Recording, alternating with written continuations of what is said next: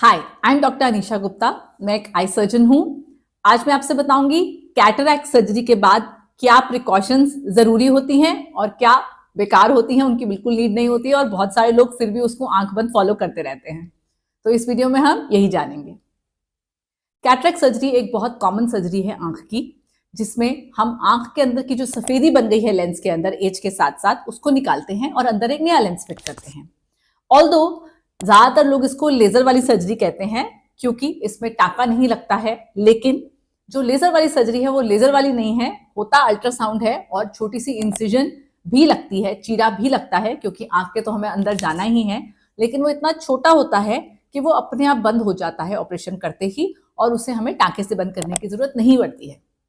लेकिन बहुत छोटा सा ये चीरा 2.5 मिलीमीटर से 3 मिलीमीटर का होता ही है हमारी पुतली के ऊपर, और इसीलिए शुरू के कुछ दिन के लिए हमें प्रिकॉशन लेनी जरूरी है क्योंकि शुरू के कुछ दिन ये चीरा है कच्चा और इसकी सील जब तक पक्की नहीं होती है तब तक आंखों का थोड़ा ध्यान रखना जरूरी होता है। कैटरैक्ट सर्जरी आजकल जिस तरह से हम करते हैं आई ड्रॉप्स में ही हो जाती है। एनेस्थीसिया जो है आई ड्रॉप से ही दिया जाता है और उसका असर कुछ टाइम में ही खत्म हो जाता है। इसलिए या तो पट्टी बहुत थोड़े टाइम के लिए रहती है या बहुत सारे डॉक्टर्स पट्टी देते ही नहीं है आंख में। एक बार सर्जरी हो गई, फर्स्ट डे आपको थोड़ा सा धुंधला जरूर दिखता है क्योंकि जो आपकी पुतली है वो फैली हुई है और थोड़ी आंख में स्वेलिंग है, बट बाय नेक्स्ट डे आप काफी ठीक होते हैं, दिखाई भी देना शुरू हो जाता है, आपको बढ़िया दिख रहा होता है और हल्की फुल्की सूजन होती है जिसके लिए आई ड्रॉप्स दी जाती हैं। अब प्रिकॉशंस क्या लेनी है इसमें? बहुत पेशेंट्स पूछते हैं अंधेरे में बैठना है, टीवी नहीं देख सकते, किताब नहीं पढ़ सकते, हम जोर से नहीं बोल सकते, तो इन सब का कुछ इसमें रोल नहीं है। आपको लाइट से बहुत बचाव की, घर के अंदर जितनी नॉर्मल लाइट होती है उससे बचाव की बिल्कुल जरूरत नहीं है। काला चश्मा लगाना आपकी चॉइस है। हम लोग चश्मा इसलिए बोलते हैं, चाहे वो ट्रांसपेरेंट लगाए चाहे वो काला लगाए, ताकि धूल मिट्टी से बचाव रहे और एकदम से जो हमारा हाथ है वो आंख पे ना जाए।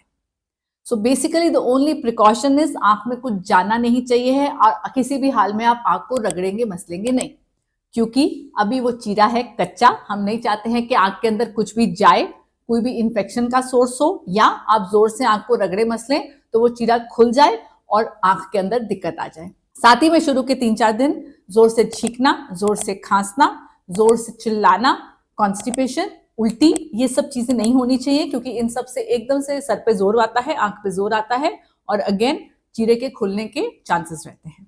सो प्रिकॉशंस में क्या है? घर में अंदर है, कोई दिक्कत नहीं है, सब कुछ करिए, टीवी देख सकते हैं, घूम फिर सकते हैं, किताब पढ़नी है किताब पढ़ सकते हैं, मोबाइल फोन यूज कर सकते हैं, आप खा पी जो मर्जी सकते हैं, कोई दिक्कत नहीं है।